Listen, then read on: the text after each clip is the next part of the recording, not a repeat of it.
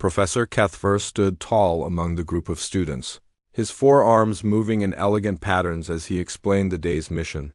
His blue-scaled skin caught the morning light filtering through the alien forest canopy above them.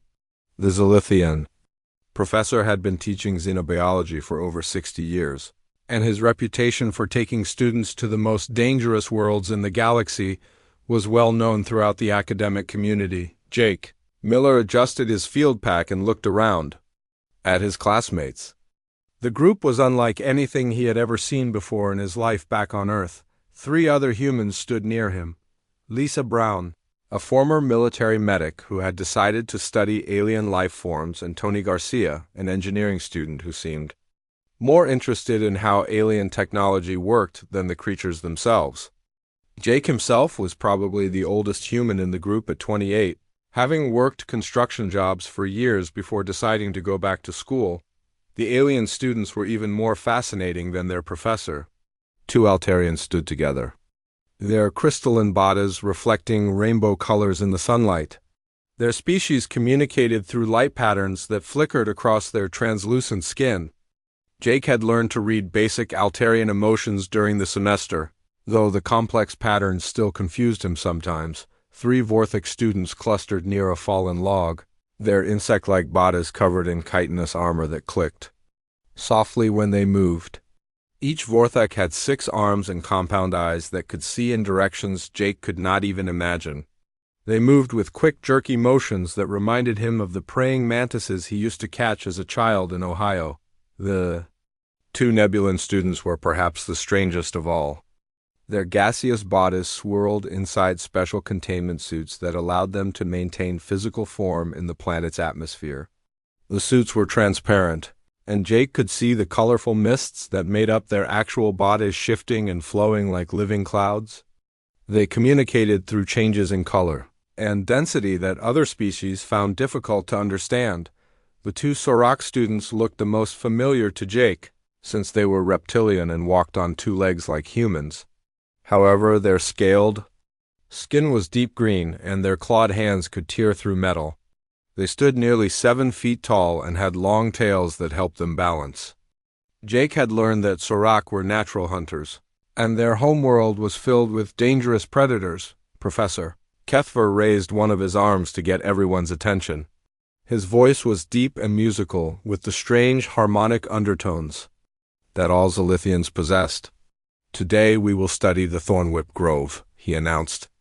"This is one of the most dangerous plant communities on Kepler 442c. The trees have evolved aggressive defensive systems that can kill most life forms within minutes of contact." Jake felt a chill run down his spine. He had read about Thornwhip trees in their textbooks, but seeing them in person was completely different. The grove stretched out before them like a green wall of death.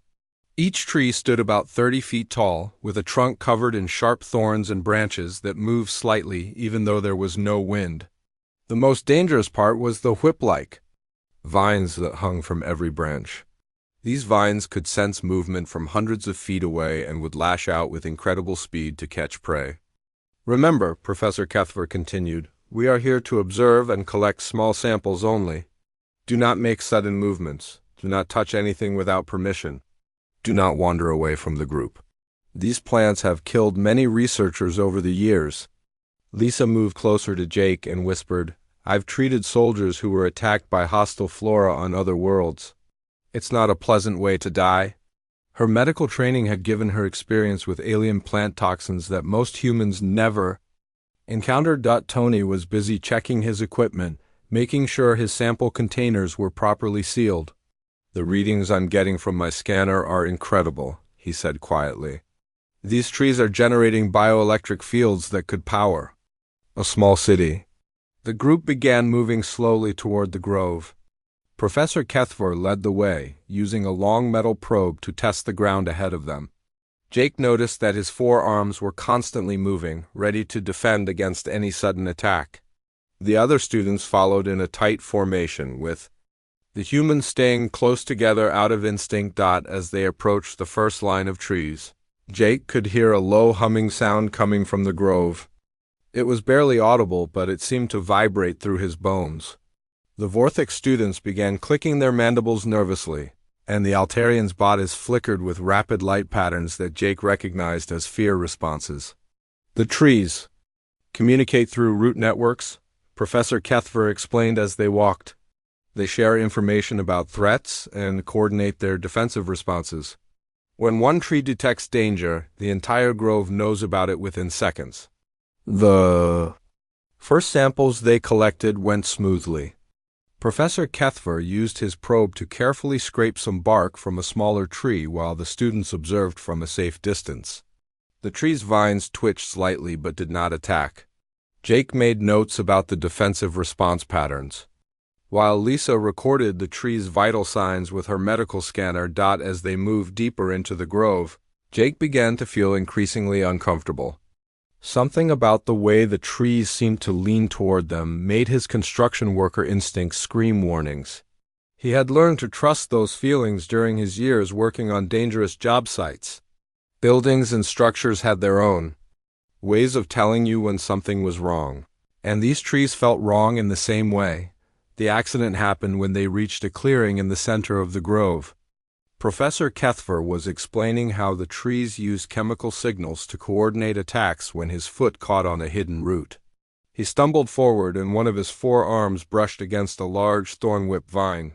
The response was immediate and terrifying. Every tree in the grove seemed to come alive at once. Hundreds of whip-like vines began lashing through the air with sounds like breaking bones. The humming noise became a deafening roar as the tree's bioelectric systems overloaded with defensive energy. The ground beneath their feet began releasing clouds of toxic spores that burned their throats and made their eyes water. Professor Kethver's reaction was not what anyone expected from an experienced teacher. His species had an evolutionary fear of aggressive plant life that dated back millions of years on their homeworld. When faced with the coordinated attack of the thornwhip grove, his mind simply shut down. His forearms began shaking uncontrollably, and his blue scales turned pale with terror. Instead of helping his students escape, Professor Kethver ran toward the hover transport they had used to reach the grove. His long legs carried him quickly through the attacking vines, and within moments he had reached the vehicle. The engine started with a high whine, and the transport lifted off the ground. Jake watched in disbelief as their professor abandoned them in the middle of the most dangerous forest on the planet. The hover transport disappeared over the treetops, leaving 12 students alone with no communication equipment and no way to call for help. The thornwhip grove continued its attack, and Jake realized that they had only minutes before the toxic spores would overcome them all. The other students were beginning to panic as the reality of their situation became clear. They were 20 kilometers from base camp, surrounded by killer plants, with night approaching fast. Jake looked around at his classmates and knew that someone had to take charge quickly, or they would all die in this alien forest. The toxic spores from the thornwhip grove burned Jake's lungs as he tried to think clearly through the chaos. Around him, his alien classmates were falling apart in ways that their species-specific panic responses dictated. The two Altarian students had begun flickering so rapidly that Jake could barely look at them without getting dizzy. Their crystalline bodies were flashing through every color of the spectrum as their fear overwhelmed their normal communication patterns. The three Vorthix students had clustered together in a tight group, their 6 arms each wrapped around their companions as they clicked their mandibles in rapid distress signals. Jake could smell the sharp chemical scent of their panic pheromones filling the air, which only made the situation worse for everyone else. Their compound eyes were darting in all directions, but they seemed unable to focus on any single threat long enough to respond to it. The Nebulan students were perhaps in the worst state of all. Their gaseous forms were swirling chaotically inside their containment suits, creating violent whirlpools of color that indicated complete psychological breakdown. One of them had begun making high-pitched whistling sounds that hurt Jake's ears, while the other had gone completely silent and motionless, which Jake knew from his studies meant the Nebulan was preparing to die. The two Sorok students had reverted to their hunting instincts, but in completely the wrong way. Instead of working together against the plant threats around them, They had begun posturing aggressively at each other. Their territorial programming was overriding their rational thinking, and Jake watched in horror as they bared their teeth and extended their claws toward their own classmate rather than the deadly vines that continued to whip through the air. Around them, Lisa was the only other human keeping her head in the crisis. Her military medical training had taught her to stay calm under pressure, and she was already moving toward a Vortex student who had been caught by a thorn-whip vine across his left arm. The barbed tip had torn through his chitinous armor and left deep cuts that were bleeding a clear fluid Jake knew was the Vortex equivalent of blood. "Jake," Lisa called out as she applied pressure to the wounded Vortex arm, "we need to get out of this spore cloud before everyone passes out. The toxins are affecting the aliens worse than us, but we'll all be unconscious in 10 minutes if we stay here." Tony was fumbling with his equipment, trying to get readings on the toxic spores while coughing violently. His engineering background had taught him to gather data in crisis situations, but Jake could see that the young man was on the edge of panic himself. The scanner in Tony's hands was beeping frantically as it tried to analyze the complex mixture of chemicals the trees were releasing. Jake forced himself to ignore the burning in his throat and focus on their immediate situation. His construction experience had taught him to assess dangerous conditions quickly and find safe areas where workers could regroup. He looked around the grove and noticed something that the panicking alien students had missed completely. About 50 meters away from their current position, there was a rocky outcropping that rose about 15 feet above the forest floor. The thornwhip vines were avoiding that area entirely, and Jake could see that the spore clouds were thinner there because the wind patterns were different. More importantly, he noticed that the trees near the rocks were smaller and seemed less aggressive than the ones surrounding them now. "Everyone listen to me," Jake shouted over the sound of lashing vines and alien panic calls. His voice had the authority that came from years of directing construction crews in dangerous situations. "We need to move to those rocks right now. Stay close together and move slowly. Don't run or the trees will attack harder." The Altarian students flickered in what Jake hoped was acknowledgement, though their fear patterns were so chaotic he could not be sure. The Vortex students were still clicking in distress, but one of them pointed toward the rocks with two of his arms, indicating that he understood. The Nebulans were too far gone in their panic to respond, but Lisa was already moving toward them with medical supplies. "Tony, help me get the Nebulans moving," Jake ordered. "Lisa, can you handle the wounded Vortex while we move?" "I can manage," Lisa replied, wrapping the injured student's arm with emergency bandages. "The cuts aren't as deep as they look. Vortex armor is tougher than it appears." Getting the group organized and moving took precious minutes that Jake knew they could not afford. The spore concentration was getting worse, and he could see that some of the alien students were beginning to show signs of serious poisoning. The Sorok students had stopped their territorial posturing and were now swaying on their feet as the toxins affected their nervous systems. Jake took point position and began leading the group toward the rocky outcropping. He moved slowly and deliberately, watching for aggressive vines while keeping the panicking students together. The thornwhip trees seemed to sense their movement and increase their attacks, but Jake noticed that the vines were having trouble reaching them as they got closer to the rocks. The journey across 50 meters of hostile forest felt like it took hours, though Jake knew it was probably only a few minutes.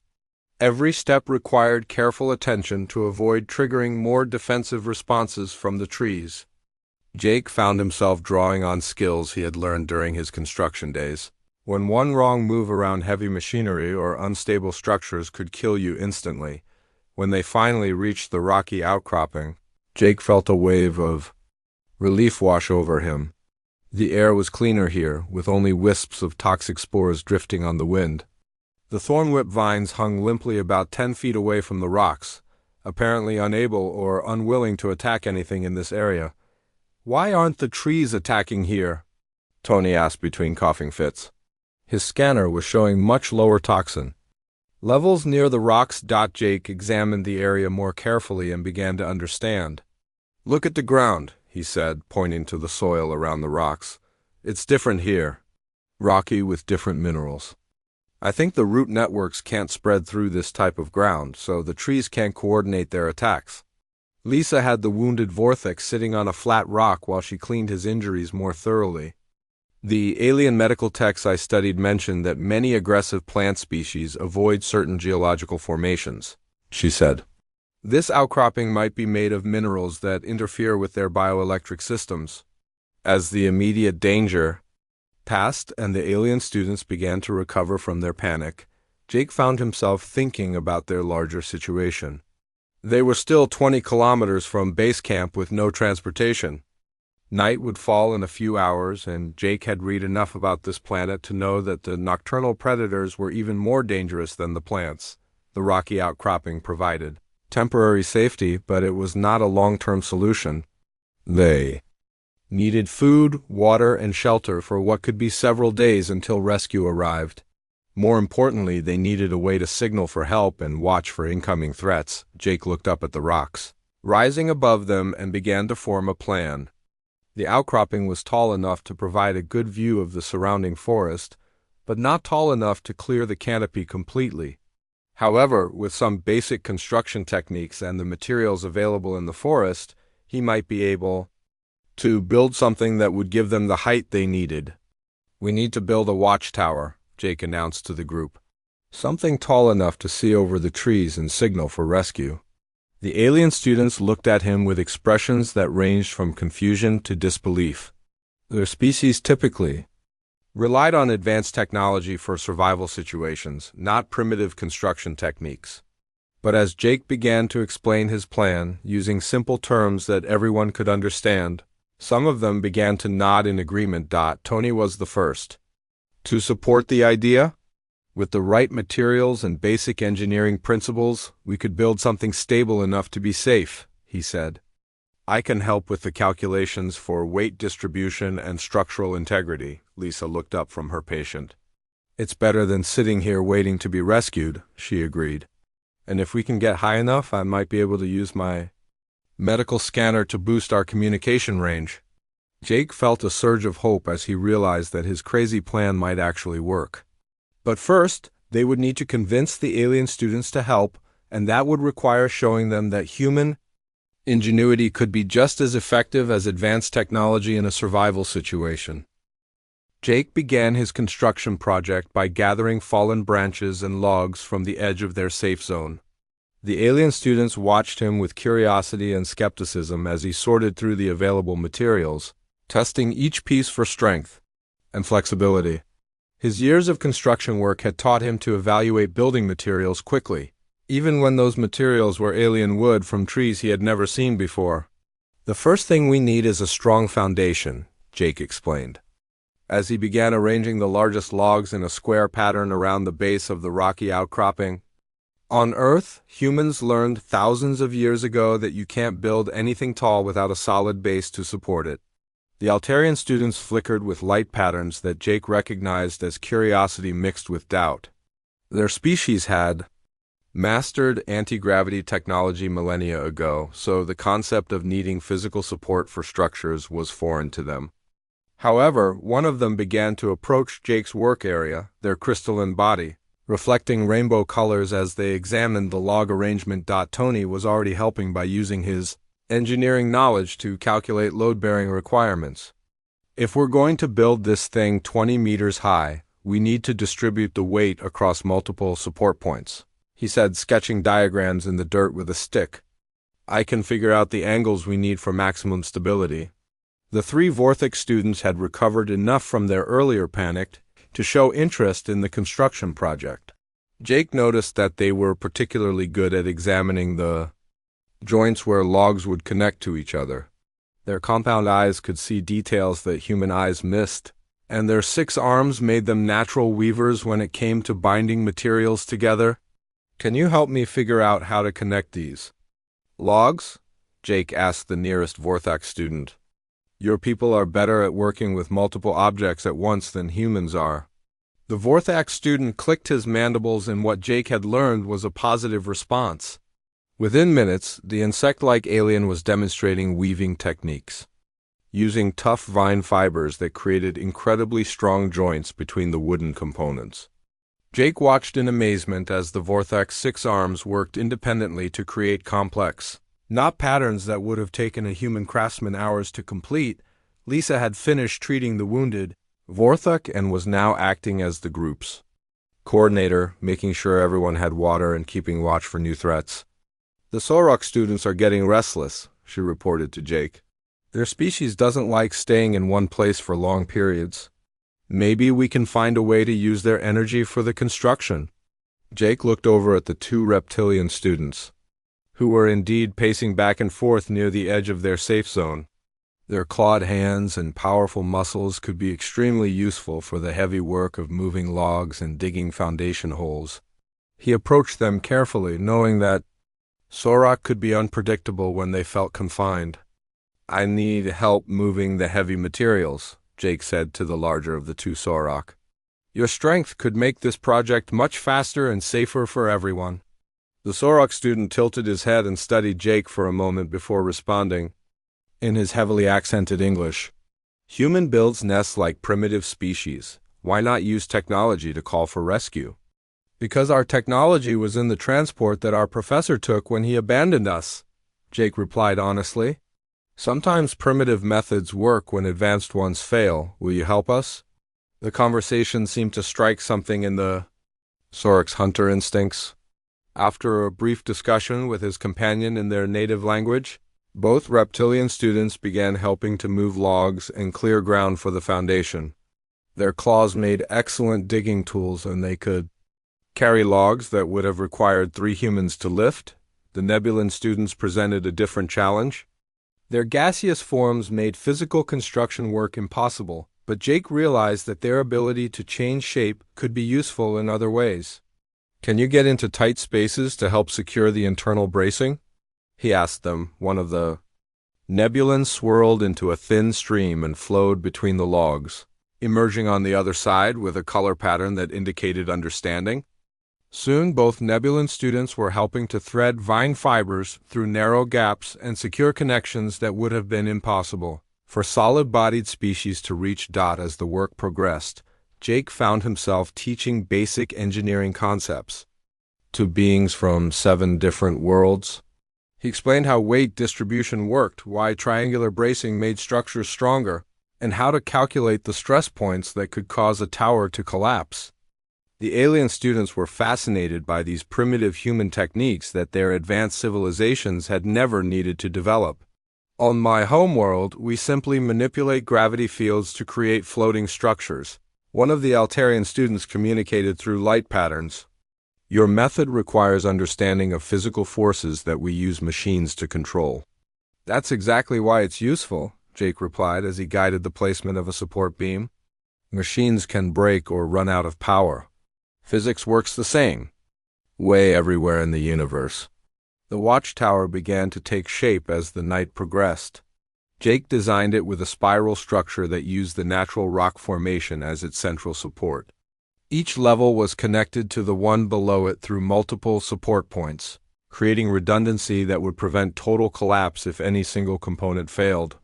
Tony's engineering calculations proved invaluable for determining the angles and measurements needed for stability. According to my math, we can safely build this to about 25 meters if we add cross-bracing at every 3rd level. He reported. Lisa coordinated the work shifts and made sure everyone stayed hydrated and fed from their emergency rations. She also kept watch for threats, since the construction activity was attracting curious attention from various forest creatures. Several times she had to warn the workers to freeze while dangerous flying predators passed overhead. The most challenging part was creating a pulley system to lift materials to the higher levels. Jake used his knowledge of simple machines, while Tony applied engineering principles to create mechanical advantage. The Vorthek students proved excellent at operating the complex rope systems with their multiple arms, while the Sorok provided the muscle power needed to raise heavy logs. As dawn approached, Jake could see that their improvised watchtower was actually going to work. The structure rose steadily above the forest canopy, with observation platforms at multiple levels and even basic defensive barriers to protect against flying attacks. The alien students who had initially doubted his primitive methods were now actively contributing their unique abilities to make the tower better than any human could have built alone. I never thought I would say this about a human construction project. The wounded Vorthix student clicked to his companions, but this structure is both elegant and functional. Their species understands physical engineering in ways that our technology-dependent civilizations have forgotten. Jake felt a surge of pride as he looked up at their growing tower. But more importantly, he felt hope. They were no longer helpless victims waiting for rescue. They had created something that would give them the advantage of height and visibility in this hostile environment. As the sun rose over the alien forest, Jake began to climb toward the highest platform to get there first. Clear view of the world beyond the trees. What he saw from that vantage point would change everything about their survival situation. The forest stretched endlessly in all directions, but Jake could see signs of trouble that were much worse than anything they had faced so far. Other research teams were scattered across the landscape, and many of them appeared to be in serious danger. The crisis was much larger than just their abandoned class, and Jake realized that their watchtower might be the key to saving many more lives than just their own. From the top platform of their watchtower, Jake could see far beyond their immediate area, and what he observed made his blood run cold. The entire forest was showing signs of coordinated aggressive behavior that stretched for hundreds of kilometers in every direction. Trees were swaying in unnatural patterns despite the lack of wind, and Jake could see clouds of toxic spores rising from dozens of different locations across the landscape. The Thornwhip Grove incident had triggered something much worse than a localized defensive response. Jake remembered reading about planetary ecosystem events that occurred only once every few decades, when some trigger would cause entire continents of plant life to enter a synchronized aggressive state. Professor Kethvar's panic disruption of the grove had apparently started one of these rare but catastrophic events. Through the powerful optical scope that Tony had salvaged from their field equipment, Jake began to identify other research teams scattered across the forest. A geological survey team was trapped in a clearing about 10 kilometers to the north, completely surrounded by advancing strangler vines that were slowly closing in on their position. Jake could see the bright orange emergency shelter they had deployed, but the vines were already beginning to probe the shelter's defensive barriers. To the east, an atmospheric research station was being overwhelmed by coordinated attacks from multiple plant species. Jake watched in horror as clouds of toxic spores engulfed the station's protective dome while acid-spitting tree creatures launched projectiles at the structure's weak points. The researchers inside were probably running out of clean air, and their technology was failing under the biological assault. Most alarming of all was the situation at the main research base, visible as a cluster of buildings about 20 kilometers to the south. Jake could see that the base was under siege by an army of mobile plant creatures that had never been observed working together before. Rootwalker trees were advancing on the perimeter defenses, while flying thorn shooters attacked the communication arrays and landing pads. "Lisa, Tony, you need to see this," Jake called down to his companions. The urgency in his voice brought both humans, climbing quickly up the tower's internal ladder system. When Lisa reached the observation platform and looked through the scope, her medical training immediately assessed the situation in terms of casualties and survival time. "Those teams have hours at most before their defenses fail completely," she said grimly. "The atmospheric station will run out of breathable air first, then the geological team will be overrun by the vines." Tony was examining the forest-wide phenomenon with his engineering mindset. "This is like a massive biological machine that's been activated," he observed. "Every plant species is coordinating their attacks through some kind of chemical or bioelectric network. Our professor's disruption of the Thornwhip Grove was like flipping a switch that turned the entire ecosystem into a weapon." Jake realized that their watchtower had given them more than just a safe refuge. They now had the best observation point in the entire region, with clear sight lines to multiple endangered research teams. More importantly, they had the means to communicate with those teams if he could figure out how to send signals across the long distances involved. "We need to warn the other teams about the threats they can't see from ground level," Jake decided. Lisa, do you remember any of the military signaling protocols you learned in the service? Lisa nodded immediately. I can do basic helograph, signaling with reflected sunlight, and I know the standard emergency codes that most research teams would recognize. But we'll need mirrors or something else reflective to make it work over these distances. Tony was already digging through their equipment. I've got some polished metal sample containers and a few pieces of reflective emergency material, he said. If we position them correctly, we should be able to send coded light signals to any team that has someone watching for them. Jake began setting up the improvised helograph system while his alien classmates watched with fascination. The concept of using reflected sunlight for long-distance communication was completely foreign to species that relied on quantum communicators and neural networks. However, the Altarian students were particularly interested because their natural ability to generate light patterns made them excellent at understanding the signaling sequences. The first successful contact came when Jake managed to flash a warning message to the geological team trapped by the strangler vines. He used simple on-off light pulses to spell out Danger West Side in the Universal Emergency Code. Within minutes, he saw return flashes from the team's position, indicating that they had received and understood the warning. Jake quickly realized that the strangler vines were approaching the geological team's camp from the western side, where the ground cover blocked their view. His elevated position allowed him to see the coordinated vine movement that would have caught the ground-based team completely by surprise. By directing them to move their defenses to the western perimeter, Jake had probably saved their lives. Encouraged by this success, Jake began expanding the communication network. He sent warnings to the atmospheric research station about incoming acid spitter attacks, giving them time to reinforce their dome's vulnerable areas. He alerted the main research base about the locations of advancing rootwalker trees, allowing their defenders to concentrate firepower on the most dangerous threats. As the day progressed, Jake found himself coordinating survival efforts across multiple research teams scattered throughout the hostile forest. His watchtower had become an unofficial command center, with Lisa helping to decode return messages and Tony calculating angles and distances for the most effective signal transmission. The alien students contributed their unique abilities to the communication effort.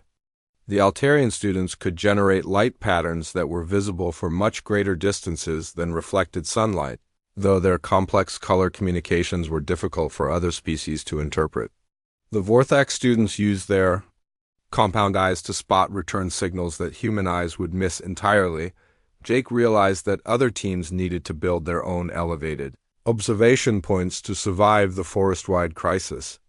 He began transmitting detailed construction instructions using a combination of light signals and ground markers that could be seen from aircraft. The messages were necessarily simple, but they contained the basic principles of tower construction that had worked for their group. Build high stop, use rock stop, triangle, brace stop became Jake's standard message to teams that had the materials and manpower for construction projects. He included diagrams made from arranged equipment that could be photographed by overhead reconnaissance drones, showing the essential structural elements needed for stability. Several teams began following Jake's instructions, creating a network of observation posts throughout the forest. Each new tower extended the communication range and provided better coverage of the expanding crisis. Jake found himself teaching basic engineering principles to alien species across multiple worlds, all through the simple medium of reflected light signals. The most critical moment came when Jake spotted a massive swarm of aerial predators approaching the main research base from the northwest. The swarm was too large and moving too fast for the base's automated defenses to handle effectively. Jake immediately began flashing urgent warnings, but he realized that simple alerts would not be enough to save the hundreds of researchers at the base. Jake needed to coordinate a distraction operation that would draw the aerial swarm away from the populated areas. Using his communication network, he began organizing synchronized activities across multiple teams. Controlled fires, reflective signals, and coordinated movements could create false targets that might confuse the swarm's hunting instincts. Where About to find out if primitive human tactics can outsmart millions of years of predator evolution, Jake told his companions as he prepared to signal the coordinated distraction plan. The success or failure of this operation would determine whether their improvised communication network could actually save lives on a large scale, or whether they were just delaying the inevitable destruction of all human and alien research. Efforts on this deadly world. As Jake began flashing the complex sequence of signals that would coordinate the forest-wide distraction operation, he felt the weight of responsibility for hundreds of lives resting on his simple construction workers. Knowledge of teamwork and coordination under pressure. Jake's coordinated distraction operation worked better than he had dared to hope. Across the forest, research teams created synchronized light displays and controlled fires that drew the massive aerial swarm away from the main research base. The predators, confused by multiple targets appearing simultaneously, scattered into smaller groups that the base's defenses could handle more effectively. Jake watched through his scope as the crisis that could have killed hundreds of researchers was diverted by simple human tactics and interspecies cooperation. Word of Jake's success spread quickly through emergency channels, and his Watchtower became the unofficial coordination center for all survival operations across the hostile forest. Research teams that had been isolated and desperate now had a command structure that could see the big picture and organize effective responses to threats. Jake found himself managing a communication network that spanned hundreds of kilometers and included dozens of different species. The network grew stronger each day as more teams built their own observation towers using Jake's instructions. Each new tower extended their communication range and provided additional eyes watching for threats. The Altarian students had taught other teams how to create light-based signals that could carry more complex information over longer distances. The Vorthak weaving techniques were being used by multiple species to create stronger tower connections. Tony had become Jake's chief technical advisor, calculating optimal signal paths and helping teams position their towers for maximum communication effectiveness. His engineering knowledge combined with Jake's practical construction experience created a system that was both sophisticated and reliable.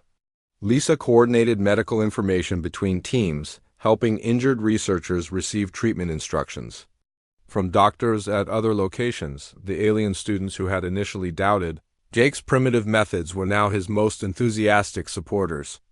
They had learned that advanced technology meant nothing when separated from the infrastructure that supported it. While basic engineering principles worked anywhere in the universe, the Sorok students had become expert tower builders, teaching their techniques to other teams through the light signal network. 3 days after the forest-wide crisis began, Jake received a signal that Professor Kethfer was returning with a rescue fleet.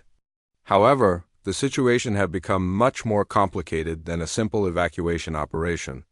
The forest's aerial defenses were now attacking any aircraft that tried to enter the region, and several rescue ships had already been forced to retreat.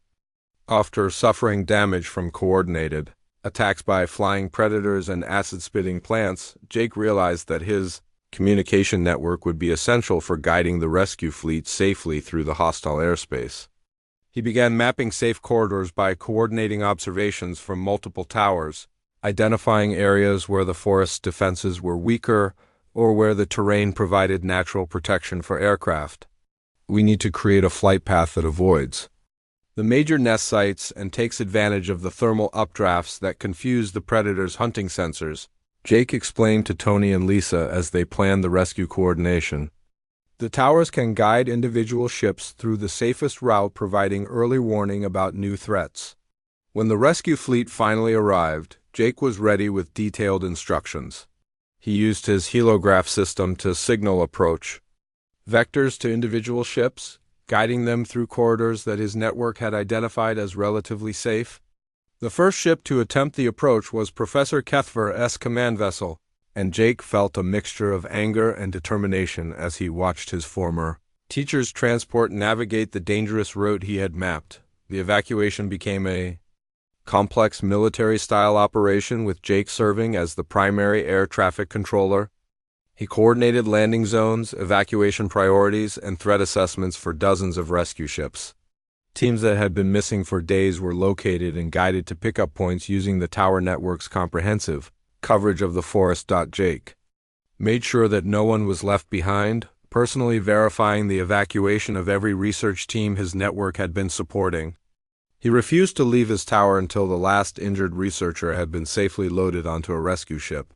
His systematic approach and detailed knowledge of the forest conditions, gained from days of observation, proved more valuable than the advanced sensors on the rescue ships, which were being disrupted by the forest's bioelectric defenses. The most difficult rescue was the atmospheric research station, which had been completely cut off by toxic spore clouds. Jake coordinated a complex operation, using multiple ships and precise timing to extract the researchers. During a brief window, when wind patterns cleared the air enough for aircraft to approach safely. As the evacuation neared completion, Professor Kethver personally visited Jake's Watchtower. The Zilithian professor's forearms were shaking with shame as he approached the human student he had abandoned days earlier. "Jake Miller," he said in his musical voice, "I owe you an apology that no words can adequately express. My cowardice nearly caused the deaths of everyone in our class, and your leadership saved not only them but dozens of other researchers throughout this forest." Jake looked at his former professor with mixed emotions. "I understand that your species has instinctual fear responses to aggressive plants," he replied. "But abandoning students in a crisis situation is something that can't be excused by biology. You left us to die, and we survived because we worked together and used whatever skills we had available." Professor Kethver's scales shifted to the pale blue color that indicated deep shame in Zilithian culture. "You are correct, and I will face disciplinary action from the Academic Council for my abandonment of duty. However, I want you to know that your actions during this crisis have become legendary among xenobiologists throughout the galaxy. Multiple species are requesting that your construction and communication techniques be added to standard survival curricula." The final evacuation ship carried Jake and his original classmates away from the forest, but Jake insisted on leaving the Watchtower standing as a permanent monitoring station. The structure had proven so effective that the research base was planning to use it as the foundation for a new early warning system that could detect future ecosystem-wide crisis events before they became catastrophic. As their ship rose above the forest canopy, Jake could see his tower network spread across the landscape like a constellation of human ingenuity and interspecies cooperation. Each tower represented not just a survival tool, but a symbol of what could be accomplished when different species combined their unique abilities under competent leadership. Lisa sat beside Jake as they traveled back to the main research base. "You know that every major university in the galaxy is going to want to recruit you after this," she said. "Xenobiology programs are already competing to offer you full scholarships and research positions." Jake looked out at the alien landscape, passing below them, and thought about his future. "I think I want to keep studying on frontier worlds," he decided. "Places where advanced technology isn't always available in basic human skills can make the difference between survival and disaster. There are probably a lot of other dangerous worlds where a simple watchtower and some practical engineering knowledge could save lives." Tony grinned from his seat across the aisle. "Count me in if you decide to form a research team. I've learned more about practical engineering in the past week than I did in 2 years of classroom study. Sometimes the old ways work better than the new ones." As their ship carried them toward safety, Jake realized that his days as a simple construction worker were over.